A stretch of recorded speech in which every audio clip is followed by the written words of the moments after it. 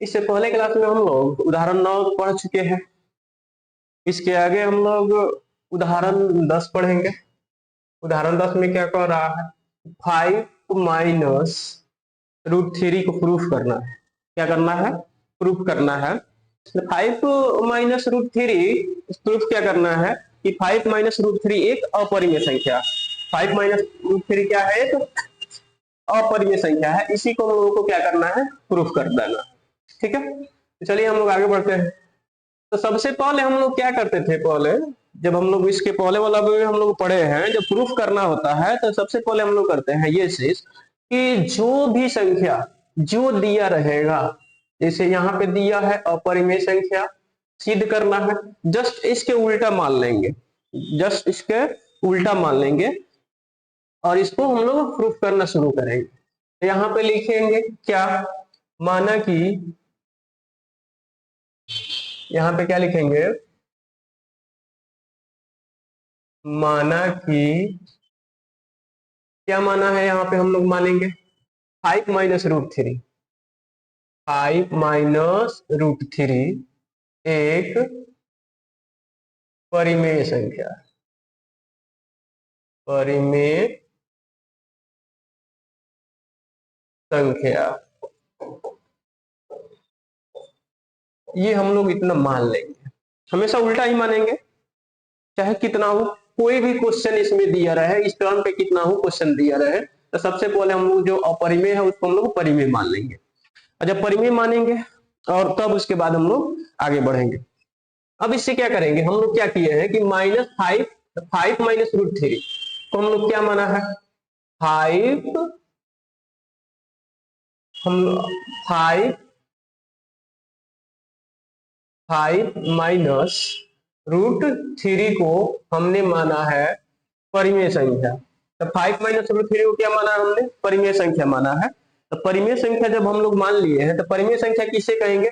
जिस संख्या को हम लोग p बटा q के रूप में, जिस संख्या को हम लोग p बटा q के रूप में लिख सकते हैं, उसको हम लोग परिमेय संख्या कहेंगे। तो p अपॉन q लिख दिए। लेकिन एक चीज और इसमें ऐड कीजिएगा, p और q एक सहअभाज्य संख्या है, जहां Q नॉट इक्वल्स टू 0 है, Q 0 के बराबर नहीं है। ये अनिवार्य है आप लोगों को मानना। ठीक है, चलिए अब आगे बढ़िए। अब हम लोग क्या करेंगे, यहाँ पे माइनस है तो इसको इंटरचेंज कर दीजिए, इसको इधर भेज दीजिए। तो 5 ये हो जाएगा minus p upon q equals to, ये वाला माइनस में है तो इधर जाएगा तो प्लस में हो जाएगा रूट थ्री। चलिए अब यहां तक हम लोग आ गए, एक स्टेप और बढ़िए। अब बट्टा का जोड़ घटाव कर दीजिए। इसमें क्या लिखा है, इसको तोड़िए, कितना का 5 माइनस p बाई क्यू। अब इसको कीजिएगा तो इसका एलसीएम हो जाएगा q, 5q हो जाएगा यहाँ पे minus p equals to root इतना आ जाएगा। आप यहाँ पे तो यहाँ पे डायरेक्ट लिख लीजिए कितना, 5q minus 5q 5q minus p equals to q equals to root three. अब ये जो टर्म है हमारा, ये जो हमारा टर्म आ रहा है, ये जो हमारा टर्म आ रहा है, ये वाला टर्म, ये वाला टर्म हमारा आ रहा है, ये आ रहा है परिमेय संख्या। नहीं, तो जब परिमेय संख्या ये हो जाएगा तो यहाँ पे हम लोग लिखेंगे, यहां 5q minus p by q एक परिमेय संख्या है। तो रूट थ्री भी परिमेय संख्या होगा, परिमेय संख्या होगा।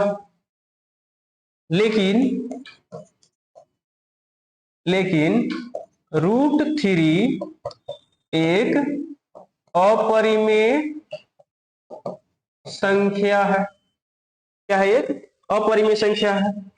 अतः हमारा मानना त्रुटि तो हमारा मानना त्रुटि पूर्ण है, इसलिए इसलिए √3 त्रुटिपूर्ण है, इसलिए तो यहां पे डायरेक्ट अब लिख देंगे 5 माइनस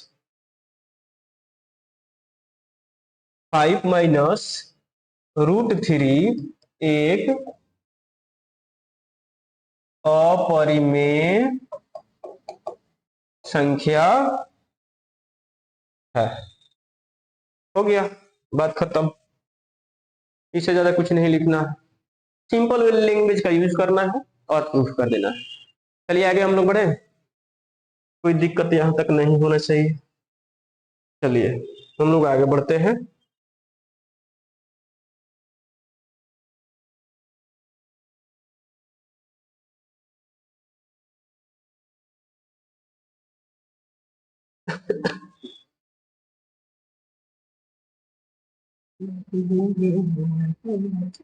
यहां पर क्या कर रहा है कि 3√2 एक अपरिमेय संख्या है, तो यहां पर भी हम लोग क्या करेंगे, मान लेंगे। क्या मानेंगे, माना कि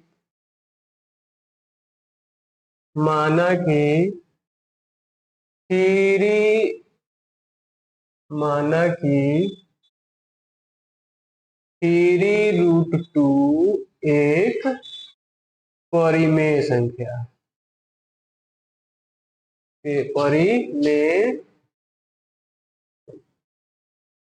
परिमेय संख्या है। ठीक है, यहां तक हम लोग मान लिए परिमेय संख्या है। अब की कौन सा परिमेय संख्या हमको माने हैं, 3√2 को हम लोग माने हैं परिमेय संख्या। परिमेय संख्या किसे कहेंगे, जिसे P/Q के रूप में लिख सकते हैं। और पोस्ट में क्या लिखेंगे, P और Q एक सहअभाज्य संख्या है। हो गया, जहां Q नॉट इक्वल्स टू 0 होगा। ठीक है, यहां तक तो लिखा गया, यहां तक तो कोई दिक्कत नहीं होना चाहिए क्या। चलिए आगे हम लोग बढ़े। चलिए अब हम लोग इसको क्या करेंगे, अब आगे से एक स्टेप और बढ़िए। तो यहाँ पे हम लिख सकते हैं √2 इक्वल्स टू, यहाँ पे P, ये 3 है तो इधर नीचे भेज दीजिए 3 को, नीचे हो जाएगा 3Q। अब यहाँ पे P/3Q एक परिमेय संख्या है, तो √2 भी परिमेय संख्या होगा। जब इधर आपका दोनों इक्वल साइड आ रहा है तो इधर परिमेय आ गया, तो ये भी परिमेय होना चाहिए, √2 भी परिमेय संख्या होगा। लेकिन √2 एक अपरिमेय संख्या है, इसलिए अतः, यहां पे लिखेंगे अतः हमारा मानना